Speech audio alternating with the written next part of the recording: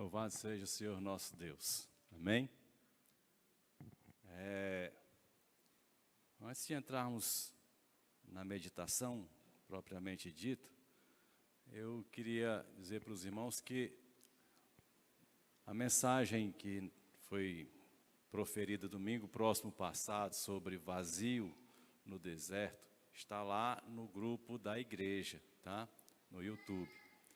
E você pode rever, você pode passar para outras pessoas também, porque ela fala muito sobre a questão da alma, da situação de como as pessoas estão vivendo, né? E às vezes é bom a gente dar uma olhada de vez em quando, ou levar para... Não custa nada a gente também estar divulgando.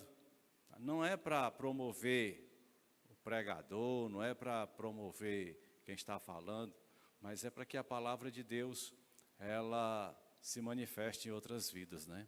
E assim tem muitas mensagens que estão ali no grupo da igreja, né? Ágape Montes, você pode ver lá no YouTube, e você então pode passar essas mensagens para que outros possam ter a oportunidade de ouvir a palavra de Deus.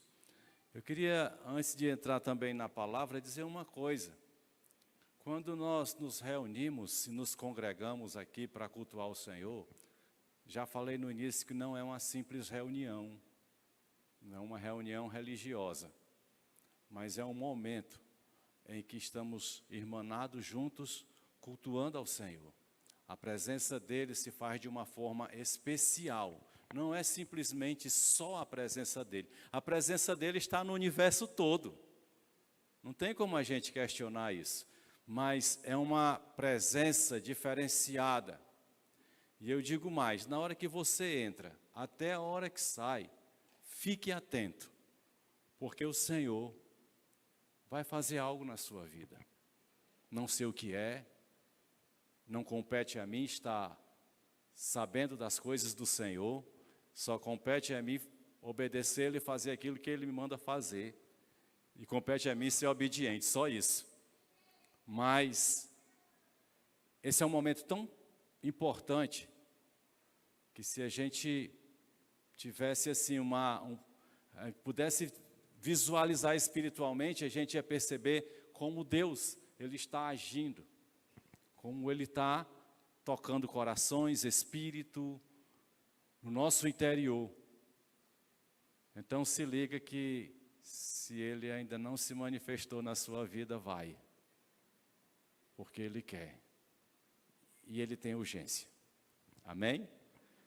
Nós vamos falar hoje sobre um tema, o tema não é muito simpático, mas como remédio bom também não é bom, né? Você já viu o remédio que faz efeito ser bom? Remédio é ruim, viu? Os ruins é que estão, muitas vezes a gente quer uma palavra assim, que massageie o nosso coração, que a gente se sinta bem. A palavra foi tão boa. Quando alguém chega e diz a palavra foi tão boa, dá vontade de a gente ficar triste, porque a palavra ela não tem que ser boa, ela tem que ser eficiente. A palavra de Deus ela é eficiente. Nós precisamos dessa palavra, né? Então, nós vamos abrir nossas Bíblias lá em Lucas capítulo 14, versos 16 até o 24. Esse texto nós vamos usar em duas ocasiões diferentes, em duas mensagens, tá? E desta noite, nós vamos estar falando sobre desculpas. Desculpas. Então, Lucas capítulo 14, versos 16 a 24, diz assim a palavra do Senhor. Jesus respondeu: certo homem estava preparando um grande banquete e convidou muitas pessoas. Na hora de começar, enviou seu servo para dizer aos que haviam sido convidados: venham, pois tudo já está pronto. Mas eles começaram, um por um, a apresentar desculpas. O primeiro disse: acabei de comprar uma propriedade e preciso ir vê-la. Por favor, desculpe-me. O outro disse, acabei de comprar 5 juntas de bois, e estou indo experimentá-las. Por favor, desculpe-me. Ainda outro disse, acabo de me casar, por isso não posso ir. O servo voltou e relatou isso ao seu senhor. Então, o dono da casa irou-se e ordenou ao seu servo, vá rapidamente para as ruas e becos da cidade e traga os pobres, os aleijados, os cegos e os mancos. Disse o servo, o que o Senhor ordenou foi feito, e ainda há lugar. Então o Senhor disse ao servo, vá pelos caminhos e valados, e obrigue-os a entrar, para que a minha casa fique cheia. E eu lhes digo, nenhum daqueles que foram convidados provará do meu banquete. É uma palavra dura, né?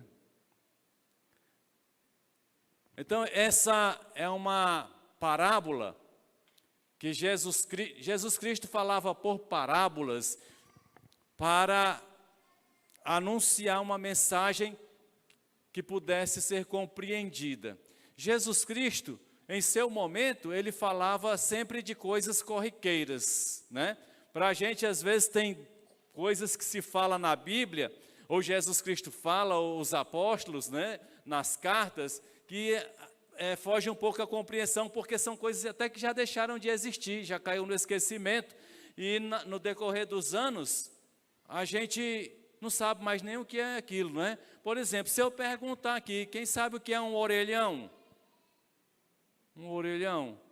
Tem uns um poucos mais idosos aí que sabem, mas a maioria já não sabe mais o que é um orelhão, né? Não sabe. Que era um telefone que ficava nos cantos estratégicos para a gente colocar uma fichinha lá, né? E aí usar. Então está caindo em descrédito. Daqui a uns anos, se eu for falar de orelhão, ninguém vai entender. Assim, os costumes daquela época, muitas vezes a gente passa sem o entendimento, porque já caiu no esquecimento. Mas para a época, Jesus estava mostrando toda a verdade. Mas aqui a gente percebe que quando o assunto é reino, ele permanece ativo ao longo dos anos. Quando o assunto é salvação, é vida eterna, nós percebemos que ele permanece assim. Então, esse texto que nós lemos mostra a parábola de um grande banquete, onde Jesus está comparando o reino dos céus com um grande banquete. Nós vimos ali algumas parábolas, principalmente no Evangelho de Lucas, onde ele relata mais parábolas do que os outros, e então ele fala muito da comparação de certas situações com o reino dos céus. E aqui o banquete ele está comparando também ao reino dos céus, né? E quem é que não gosta de banquete? Quem é que não gosta de uma festa? Quem é que não gosta de um lugar onde tem lá um churrasquinho, né? Tem alguma coisa assim, tem um bolinho, tem um brigadeiro, quem é que não gosta? Aliás, tem pessoas que quando não é convidada para uma festa, fica com raiva porque ela fica pensando, nem me convidou. Não está preocupado, não é porque não foi convidado, não é porque vai perder as guloseimas, né? Aqui está sendo servido ali, certo? Então, as pessoas elas vão gostar sempre de ser convidados para a festa, né? Jesus está falando ali do grande banquete que o Pai tem preparado. Quando a gente fala em banquete, fala também em alimentação, fala em jantar, e a Bíblia, ela vai nos sinalizar que jantar sempre simboliza, tá? De forma recorrente na Bíblia, jantar simboliza salvação. Ela traz para nós essa ligação de jantar, simboliza salvação. É quando, então, as pessoas estão sendo alimentadas, certo? Então, o banquete fala exatamente de alimento, que é um jantar, e fala para nós a respeito de salvação. Deus oferece a todos os povos a oportunidade do jantar. O servo que ali foi nomeado nesta parábola, ele foi 5 vezes mencionado. Se você observar só dessa parábola, essa palavra deste servo, ele foi mencionado 5 vezes. Esse servo ali é exatamente o próprio Jesus Cristo. Jesus Cristo é quem sai, Jesus Cristo é quem vai buscar. Nesta parábola fala a respeito de Jesus Cristo, tá? E também ali fala a respeito desta hora do jantar, representa a vinda do Senhor Jesus Cristo, coincidindo com o banquete de casamento. Hoje, quando a gente faz um casamento, uma festa, né? E as pessoas vão a casamento, o casamento dura o quê? 2 horas, 3 horas, né? Se dura 3 horas, demora muito. Se a cerimônia, ela dura 40 minutos, todo mundo está olhando o relógio e reclamando, dizendo que aquele sacerdote fala demais, né? Assim, então leva 2, 3 horas. Mas naquela época, um casamento era uma festa de semana, de 7 dias. As pessoas ficavam nas casas lá, vinham todo mundo de vários lugares, familiares, e ali, ora, era comendo e tomando o vinho, né? Então, durante 7 dias, o banquete que o Senhor tem preparado é um banquete muito especial, e é com a vinda do Senhor Jesus Cristo, vai falar para nós. O banquete está posto à mesa, está à nossa frente, mas é preciso um detalhe. Para participar deste banquete, é preciso aceitar o convite. Tem que ser convidado. Depois de convidado, é preciso aceitar o convite. Se não aceitar o convite, não vai participar de banquete nenhum. Há quem diga que aceitando o convite ou não, você participa do banquete. Isso é falsidade, viu? É engano das trevas. Porque você tem que validar o convite, tem que aceitar o convite, tá? Então o banquete está posto. Aceitar o convite, precisamos aceitar. Não colocar desculpas nem ocupações à frente. Demos a Deus o que é de Deus. Nós temos a obrigação de entregar a Deus o que é dele. E o que é dele e não é nosso, é a nossa vida. Por isso a gente não pode usar a nossa vida do jeito que a gente quer, né? Tem muita gente, não, a vida é minha, eu faço dela do que bem entender. Não pode, gente. Eu não posso. A minha vida pertence a Deus, então eu tenho que dar a Deus o que lhe pertence, tá? Para este banquete todos são convidados, mas infelizmente, como a parábola que nós lemos está falando para nós, houve aqueles que se portaram com indiferença, fizeram vista grossa, colocaram dificuldade, deram desculpas. Cada um tinha uma ocupação, um trabalho, uma coisa para fazer. Cada um tinha um compromisso. Parece que está falando com a gente, não é? Às vezes estamos dando desculpas para Deus. Tem adolescentes que estão dando desculpas para Deus porque diz eu sou muito novo. Tem jovens que estão dando desculpas para Deus porque dizendo eu preciso aproveitar a vida. Tem pessoas já maduras que estão dando desculpas para Deus também porque acha que ainda está cedo. E os idosos estão dando desculpas para Deus porque diz meu tempo já passou. Infelizmente tem acontecido isso. E muitas vezes isso vem de encontro à nossa realidade. A vida vai se enchendo de ocupações, ocupamos-nos com tanta coisa e deixamos perder o essencial. Tem sido assim, né? Quanto mais você se ocupar com as suas coisas, menos tempo você terá para outras coisas importantes e essenciais da sua vida. Às vezes a gente se preocupa com coisas banais, com coisas que não alimentam, com coisas que não somam a nossa vida, com coisas que não nos enriquecem interiormente. Às vezes a gente está dedicando tanto tempo a coisas que não vão refletir em nós algo importante, que não vai gerar uma semente, que não vai gerar um fruto bom. E por isso, lá na frente, estamos chorando, porque perdemos as oportunidades, não é? Então, com certeza, uma dessas coisas essenciais é você se ocupar com o reino de Deus. O que menos a gente tem se ocupado é com o reino de Deus. Muitos atribuem que isso é o papel do pastor da igreja. Dedicação exclusiva, dedicação integral. O pastor tem que deixar tudo e servir na igreja todo o tempo, toda hora está à disposição. Como a ambulância do SUS. Mas não é disso que está falando a palavra de Deus.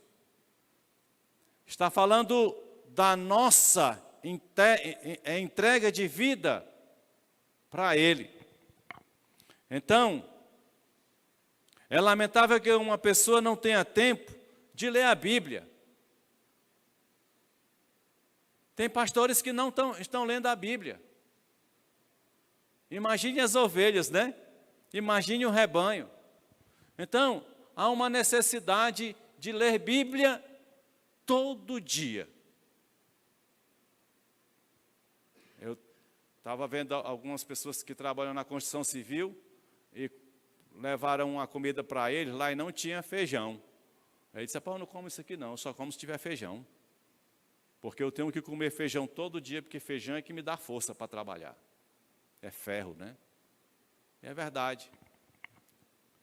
Se você não ler a Bíblia todo dia, você vai ser esmagado pelos sofismas diabólicos, pelas palavras diabólicas, pelas mensagens diabólicas que vêm de encontro a nós. Não oramos. Ficar um tempo refletindo sobre as coisas divinas. Orar não quer dizer que você tem que ficar, Pai, meu Deus, orando desse jeito, não. Mas o fato de você sentar numa cadeira, ficar pensando, refletindo as coisas celestiais, você está em oração. Às vezes a gente pensa, não, orar é ficar de joelho ali 24 horas. Não, orar é só me trancar no quarto. É uma modalidade de oração e tem causa específica. Mas, regra geral, orar é você parar para refletir nas coisas espirituais e colocar sua vida diante do altar do Senhor. Então, orar, ficar um tempo refletindo. E a igreja, gente, ir ao templo semanalmente. Tem pessoas que passam a semana inteira sem ir ao templo. Tem gente que vai uma vez por semana. Tem gente que vai uma vez por mês. Tem gente que vai uma vez por ano. E tem gente que nem vai. Ir ao templo não é um ato religioso. Não é um ato de cumprir uma obrigação ritualística.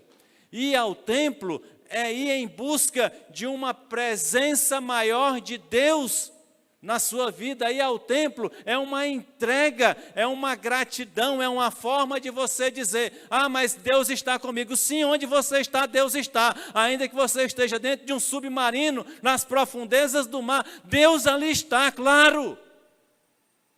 Mas ir à igreja e ao templo é o que todo o universo verifica que você está fazendo em atitude de devoção a Ele, ao Senhor.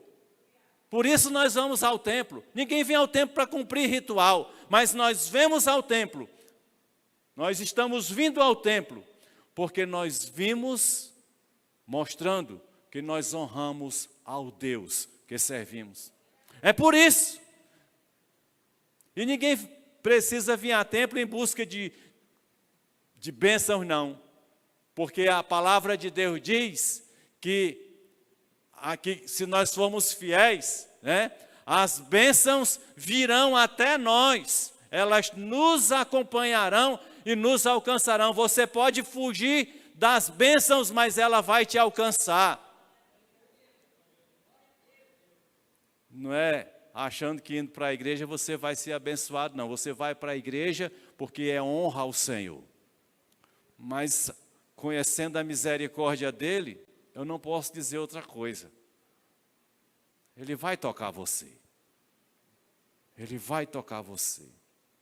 Então, e a igreja, tem pessoas que passam a semana inteira sem ir ao templo, e quando vão, a qualidade do tempo dado ao Senhor é péssimo. Saindo do templo, indo ao banheiro, perdão quem vai ao banheiro, né? As pessoas às vezes têm alguma dificuldade, mas tem gente que vai mais ao banheiro quando está na igreja do que em casa. E eu também me pergunto assim, e também tem muita sede, né? Eu tenho muita sede. Eu tenho um problema de diabetes que dá muita sede, então bebo muita água. São 3 litros de água todo dia, no mínimo. Mas já, para não estar entrando e saindo para ir lá no bebedouro, eu ando com a minha garrafinha assim, discreta. Bem discreta. Por quê? Porque a gente vem para cá, e não é porque eu estou pregando ou dirigindo o culto que faço isso. Mas se eu entro numa casa do Senhor, me sento num canto e não precisa ninguém falar comigo, porque eu fui ali para glorificar o Senhor e ouvi o que Ele quer dizer para mim. E muitas vezes o nosso tempo para Deus é um tempo sem qualidade. A gente vem para a casa do Senhor, é todo tempo olhando o relógio, olha ali, olha aqui, né? Pega o celular e quer saber, o WhatsApp, não está chegando mensagem. Eu lhe garanto que na hora do culto, que se chegar a mensagem para você, ela está vindo do inferno. É difícil vir a mensagem de Deus. Mas a gente fica tão tenso. Que qualidade é essa? Mas a gente quer respostas do Senhor. Meu querido, está onde vocês estão, não é aqui não. Está onde vocês estão, é um privilégio muito grande. Eu lhe garanto que os irmãozinhos lá do primeiro século não iam querer sair daqui de dentro, era para nada. Porque eles se reuniam em tumbas, catatumbas, coisas pegando fogo, locais que poderiam ser destruídos.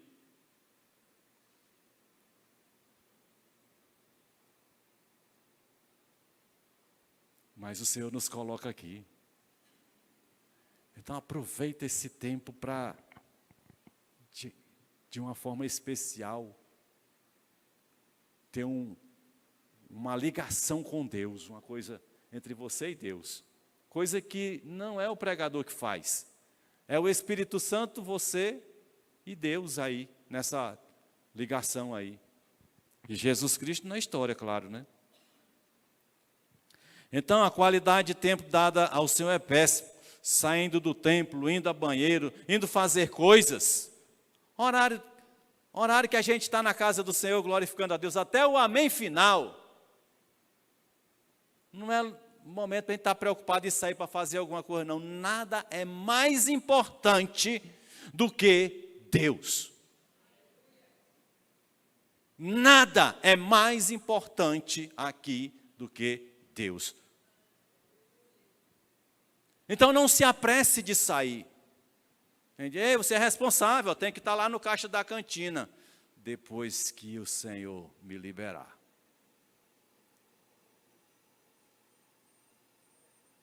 Eu tenho que correr porque tem uma festa lá para eu ir. Depois que o Senhor me liberar. Às vezes a gente não entende porque o silêncio está grande, o vazio está grande, o vácuo está enorme. E a gente fica dizendo, Deus já esqueceu de mim há muito tempo. Claro. o tempo de qualidade que deveria se dar a ele não dá. Não dá para ter uma relação legal.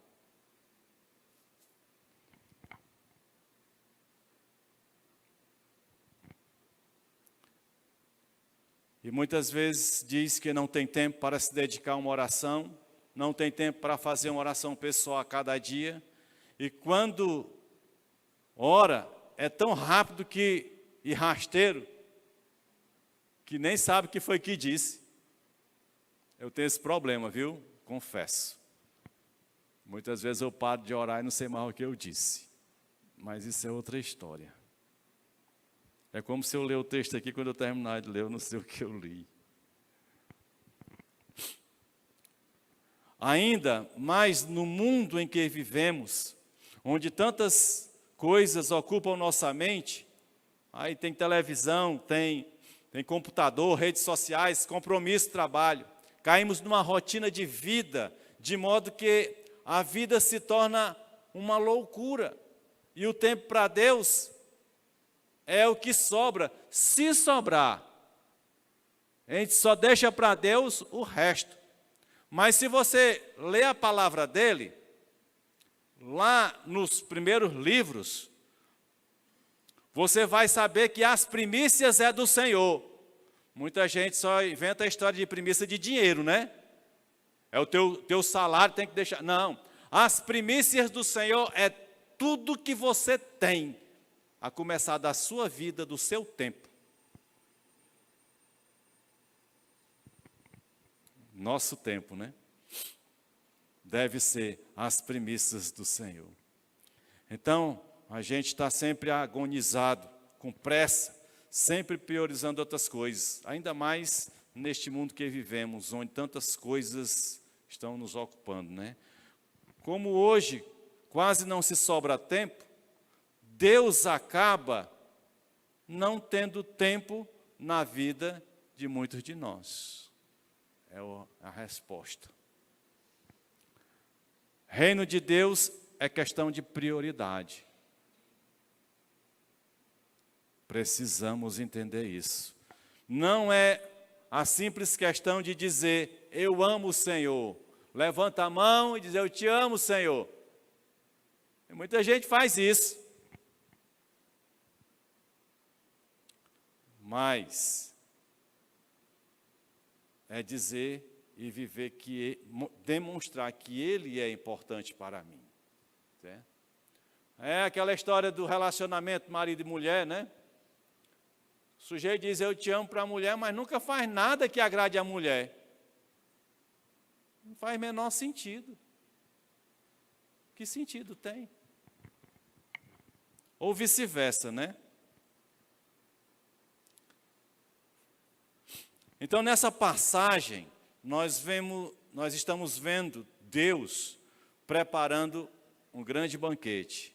Convidou muitas pessoas, começaram um por um a apresentar desculpas. Desculpas. Para algumas coisas a gente deve dar desculpas.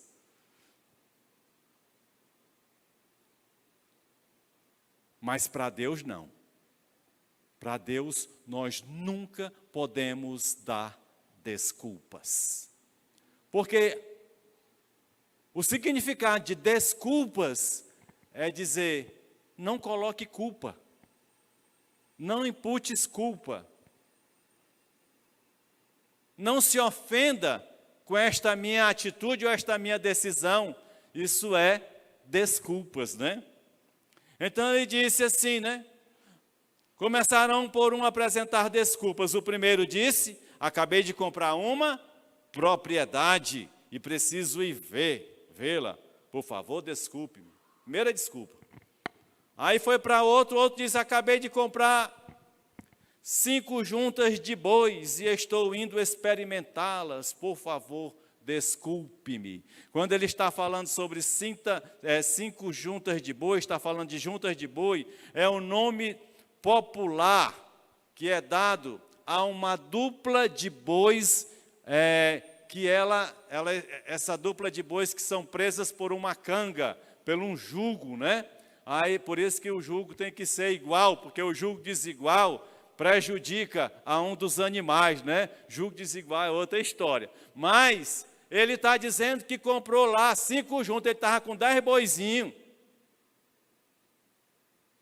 E ele está dizendo aqui que tinha que experimentar aí o jugo, né? As cangas, os bois. Ainda outro disse, acabo de me casar, por isso não posso ir. Temos muitas desculpas. Meus filhos são pequenos, fazer o quê? Como é que eu posso fazer algo no reino de Deus se eu tenho um filho? E aliás, filho não é bênção de Deus?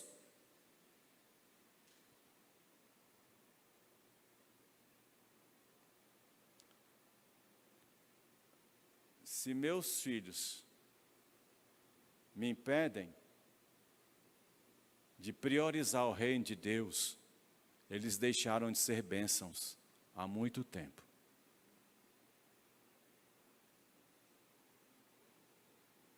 Mas muita gente está levando os filhos para tudo quanto é aniversário, faz um esforço medonho, mas vai, para todo canto. Mas quando o assunto é reino, onde está, né? Meus filhos, estou cansada, a semana foi difícil, muito trabalho, preciso descansar, relaxar. Meu marido, a esposa, não compreende, por isso não vou. Jesus disse, aquele que não deixar pai e mãe por amor de mim, ele não está dizendo que é para virar as costas, abandonar. Ele está dizendo, aquele que obedecer pai e mãe, para me abandonar, para não fazer, não priorizar o meu reino, não é digno do meu reino, neste aspecto. Então, aí, não, mas o papai não quer deixar, a mamãe não quer deixar. Há muito tempo atrás, a gente tinha evangelizado um rapaz, e ele se converteu e foi para a igreja. Aí a mãe dele proibiu de ir para a igreja. Então, ele ia para a igreja escondido. O bichinho levava a roupa, trocava ele lá para a igreja, né? E a gente dava aquele suporte para ele. Aí ele começou a trabalhar no Banco do Nordeste. Aí começou a ter outras companhias. Aí ele se afastou da igreja. Aí começou a beber, chegar em casa quebrando tudo. Aí lá vem a mãe dele atrás da gente. Pelo amor de Deus, meu filhinho, ajudem, porque ele está embriagado, está fazendo tudo. Eu digo, a senhora proibiu. A senhora chegou aqui e fez escândalo na frente da igreja por causa do seu filho que não queria ir aqui na igreja. A senhora está colhendo o que plantou. Vamos tentar, porque a gente não tem que passar na cara assim, né, e virar as costas. A gente tentou, mas não conseguimos êxito. Eu espero que Deus tenha tido êxito com ele, porque faz tempo que eu não tenho notícia deste rapaz. Então, o reino de Deus é questão de prioridade. Não é hobby, gente. Não, eu gosto na igreja, tem gente bonita, cheirosa, o papo é legal, é tranquilo.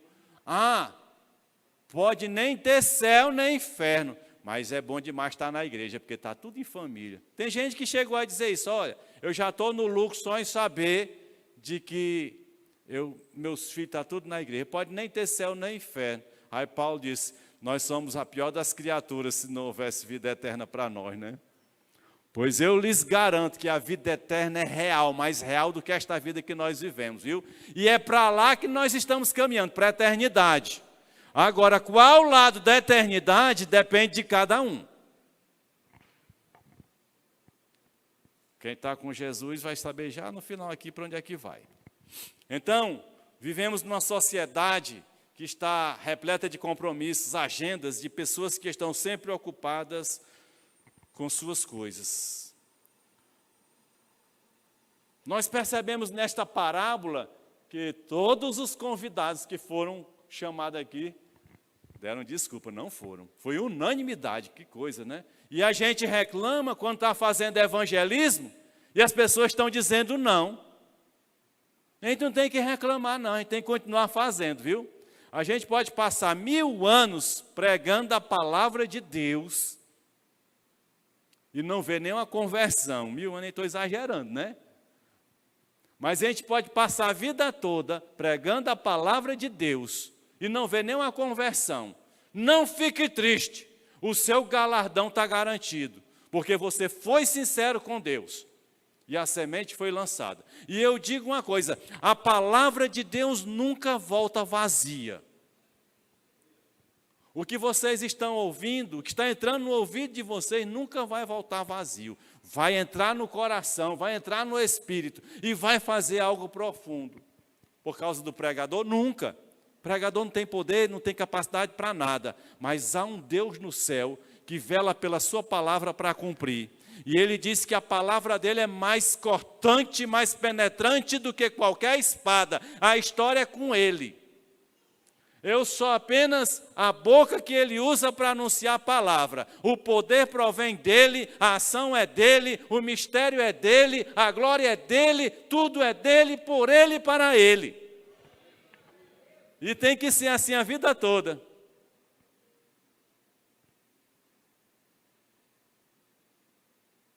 Uma vez eu estava observando, eu sou muito observador, por incrível que pareça, viu?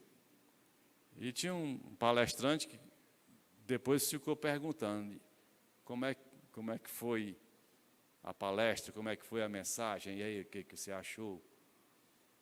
Eu entendi que ele quis perguntar se eu tinha gostado da palavra dele, e acho que ele estava querendo um elogio. No dia que a gente usar um microfone aqui na frente, e se chatear porque não recebeu um elogio, nós estamos completamente indignos de falar um microfone, porque a gente está aqui para anunciar a palavra do Senhor, tá? É só isso. E tá bom demais se a gente conseguir anunciar, né? O resto é dele, gente. Quem cuida da nossa vida é ele. Então foi uma unanimidade, né?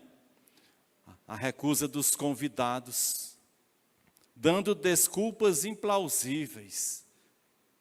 Em última análise, todo mundo vai ao objeto do seu desejo. Quando é uma coisa que a gente quer, a gente faz esforço, tá? O desejo que a gente quer, a gente faz. A gente se esforça, a gente arruma um jeito e faz, né? Aquilo que a gente quer, nosso. Mas há uma necessidade primária, que é o reino de Deus, e nós temos que nos esforçar por ela, porque se nós nos esforçamos pelo reino de Deus, Deus cuida das nossas vidas. Às vezes você está com pena de um missionário que ele está sofrendo lá na Ásia. Você está triste porque ele está sofrendo alguma coisa, perseguição, mas se a gente entra nas entranhas espirituais e conseguimos perceber, ele está morto de satisfeito. Porque os discípulos, quando nós lemos na palavra de Deus, que levaram as chicotadas, eles doeram nas costas, mas saíram felizes, porque disse, nós temos o prazer, né, de ter apanhado por causa do Senhor. Porque o que me espera lá na frente é tão sublime, tão grandioso, que as pedradas, os coices, as chicotadas que no mundo a gente é capaz de levar, nenhuma tristeza traz ao coração. Então todo mundo vai ao objeto do seu desejo, todo mundo é fatalmente atraído pelo seu próprio tesouro. Para eles, para o mundo, a posse, comércio, prazeres são mais importantes do que Deus. Mas o Senhor não discute, nem insiste, mas ordena ao servo, saia imediatamente para as praças e ruas da cidade e traga aqui. Não ficou questionando as desculpas, né? Se você ler a parábola, ele não foi questionar. Imediatamente ele disse, vai para outra direção. A festa vai acontecer. Agora, para dar mais ênfase ao texto, vamos observar alguns detalhes das desculpas. Porque toda desculpa é fajuta. Se é um negócio que é fajuta, é desculpa, viu? Tem gente que às vezes pede alguma coisa, a pessoa vem com a desculpa tão fajuta, que a gente diz assim, rapaz, eu vou me olhar no espelho se eu sou tão tolo assim para ouvir uma coisa dessa. Eu sei que não passou só comigo, passou com você, das desculpas fajutas, né? Mas esse texto está trazendo desculpas que são desculpas muito fajutas, muito cínicas, tá? Como a gente diz no direito, são frágeis, são débeis, são raquíticas. Lucas, nesse evangelho, ele especifica que as desculpas dadas pelos convidados não são nem um pouco sustentáveis. Ainda que fosse, eles iriam pagar pelo preço da desculpa, por não ter ido para o banquete. Mas nota que essas desculpas, elas se parecem muitas vezes com as nossas. Porque uma das desculpas, o cidadão, ele disse que não pode ir porque comprou uma propriedade e ia vê-la, não foi? Está na sua Bíblia? Pode olhar aí. Ele disse, não vou poder ir não, porque eu comprei uma propriedade e vou vê-la. Meus queridos, pelos esses meus cabelos brancos, quer dizer, que tinha, ninguém compra uma propriedade sem ver antes. Não vai ver depois, não. Ele vê antes e compra. E o elemento aqui está dizendo, não, é porque eu comprei uma propriedade, eu vou olhar. Vou saber se ela está lá no lugar mesmo. Eu sei que aqui e acolá tem uma pessoa, porque eu vi essa história, não é porque, não é só uma ilustração não, foi verdade. Uma pessoa se iludiu para comprar 2 lotes na praia, certo? Aqui para o lado de cá, da Caponga, comprou 2 lotes. Pagou os lotes. Em 50 meses, nunca foi lá. Aí quando foi medir, os 2 lotes estavam 100 metros dentro do mar. Estava 100 metros dentro do mar. Foi verdade isso. Aí chegou para mim para saber o que eu vou fazer. Eu digo, constrói uma plataforma lá agora. Ninguém compra um imóvel, ninguém compra uma casa sem ir lá olhar, ver direitinho se está. Pega a escritura. Tá? Então essa é uma desculpa muito fajuta. Eu não vou porque eu comprei, eu vou olhar lá o imóvel que eu comprei, né? A casa. Aí, o outro, ele diz aqui que ele comprou as juntas, né? Comprou algo móvel, comprou aí os bois. Ia experimentar, comprou, ia experimentar. Quer dizer que você vai numa concessionária comprar um carro, a junta de boi ali seria mais ou menos um trator, um carro. Você vai comprar um carro e compra, paga para depois experimentar. E o cidadão foi dizer isso para o servo que foi lá. Vai comprar uma moto, aí não experimenta a moto, já paga. Rapaz, tinha uma irmã que era dessa igreja aqui, que ela se entusiasmou de comprar um carro, numa região aí, e mandou uma parte do dinheiro, porque o carro estava muito barato. Esse negócio de comprar barato, não dá certo não. Eu já comprei um bocado de coisa barata na internet, nunca chegou, viu? Eu sou cabeça dura, ainda fico comprando essas porcarias. Ainda bem que é baratinho, né? Mas agora parece que eu tomei vergonha. Então, você não compra um móvel, não compra uma coisa sem antes testar. Não vai pagar. É uma desculpa fajuta essa daqui.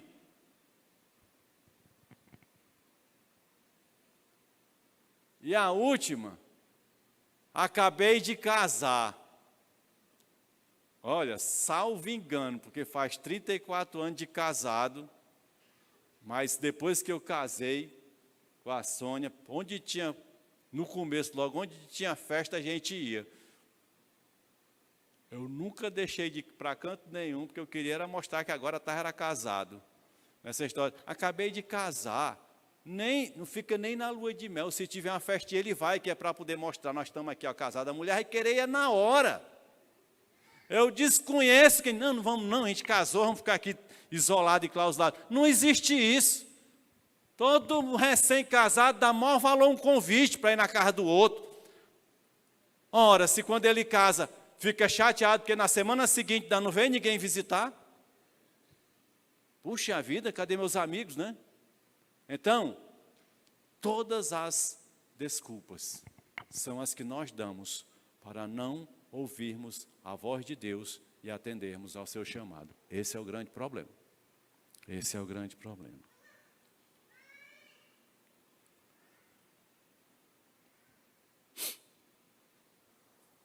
Qual é a minha, a sua desculpa para atender o chamado de Deus? Qual é a minha desculpa?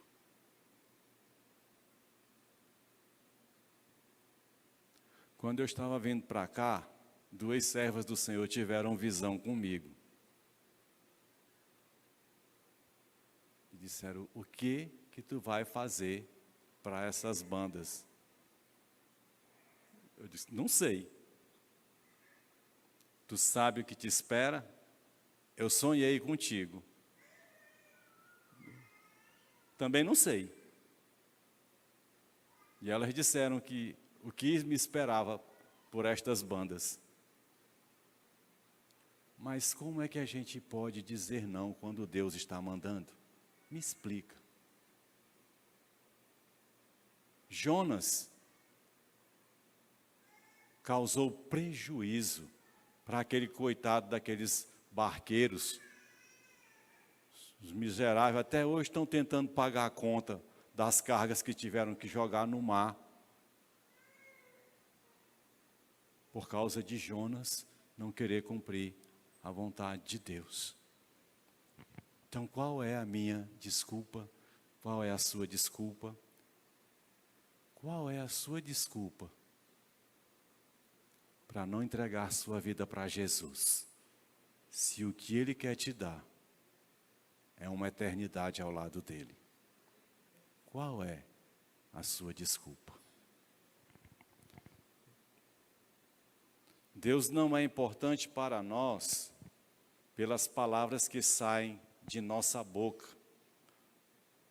mas de acordo com o tempo que damos a Ele.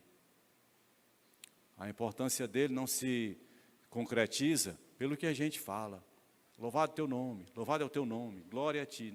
Não é por esta situação, mas é pelo tempo que nós dedicamos a Ele. Está relacionado esse tempo com as nossas atitudes, nossos procedimentos, nosso comportamento. No final dessa parábola, dessa ilustração, né, ele traz uma palavra muito séria. Versículo 24, ele diz assim, eu lhes digo, nenhum daqueles que foram convidados provará do meu banquete. Recusar um convite de Jesus quer dizer para mim e para você que não vai estar no banquete do Senhor. Muita gente diz, essa palavra é muito dura. Mas não tem uma maneira mais amena de dizer isso. Ninguém pode ficar em cima do muro Ninguém pode agradar a dois senhores.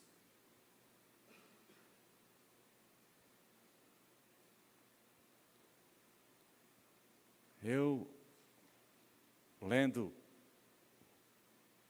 o livro de Levítico e de Números, e vendo as exigências de Deus, meus queridos, um errinho, qualquer errinho, a pessoa era fulminada. Porque esse Deus é um Deus de glória, é santo. Até o nome dele, até hoje, não se pronuncia pelos conhecedores do Antigo Testamento, porque é um nome santo. Então, se em Jesus, que se fez homem, para ficar igual a nós, sendo ele o servo, né, que foi te convidar, é hora de você pensar direitinho. Então, não recuse o convite para o banquete. E o convite é: entregue e receba Jesus Cristo. Entregue a sua vida e receba Jesus Cristo como Senhor e Salvador da sua vida.